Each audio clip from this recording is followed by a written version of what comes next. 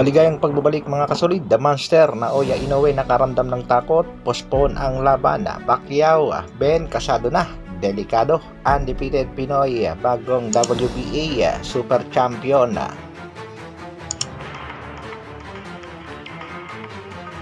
Para sa ating unang balita mga kasolid, Francis Ngannou nagsalita na patungkol ngayon sa laban dito kay Anthony Joshua na kung saan knockout nga ang inabot nitong si Francis Ngannou sa second round ng kanilang bakbakan. Pahayag nga nitong si Francis Ngannou, bagamat natalo na naman siya sa ikalawang pagkakataon sa kanyang professional boxing, ay hindi pa rin siya magkukwit at tuloy-tuloy pa rin ang paglaban sa boxing. Sa kasalukuyan nga itong si Francis Ngannou ay may kartadang 0 win, 2 losses ang unang talo sa kamay nitong si Tyson Fury. Samantala, pambansang kamao Manny Pacquiao kontra nga dito kay Buakaw, nagaganapin ngayon ngayong April 20. Napapabalita nga, postpone nga yan mga kasolid. Pahayag nga ng promoter ng laban, bagamat postpone ay matutuloy pa rin ang laban ngayong taon. Hindi naman ibinigay ang kadahilanan kung bakit mapopospone ang laban ni Pacquiao kontra kay Buakaw, pero hintayin pa rin natin ang confirmation galing sa kampo ng ating pambansang kamao Manny Pacquiao. Laban naman ng ating pangbatong si Pacman kontra dito kay Conor Ben, nagkaroon na nga ng linaw. Babalik ulit sa professional boxing ang ating pambansang kamao para labanan itong si Conor Ben. Pwede nga daw itong maganap ngayong buwan ng Mayo o sa buwan ng Hunyo. Marami namang mga boxing fans ang hindi pabor sa ginawang desisyon nitong si Manny Pacman Pacquiao ang lumaban nga ulit sa professional boxing. Napakadelikado raw ito para sa ating pambansang kamao na sa kasalukuyan ay 45 years old na. Sa kabilang balita naman mga kasolid, pangbato nating undefeated boxer na si Raymart Taganao panalo nga kontra sa Indonesian boxer na si Hamson Lamandao na tinaguriang tigre ng Indonesia. Knockout nga ang inabot nitong Indonesian boxer sa ating kababayang si Taganao.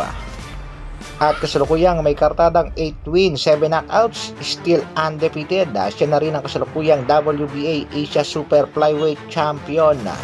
Congratulations kay kabayan. Asia Super Flyweight Champion from Lapo, Carcar City, Cebu, Raymart. Sana ay magtuloy-tuloy pa ang pananalo ng ating mga kababayang boksingero. Sa kabilang dako naman mga kasolid, tinaguri ang Japanese Monster na si Naoya Inoue. Nakadama nga ng pagkatakot. Yan nga ay ang takot na ma-upset sa kanyang laban.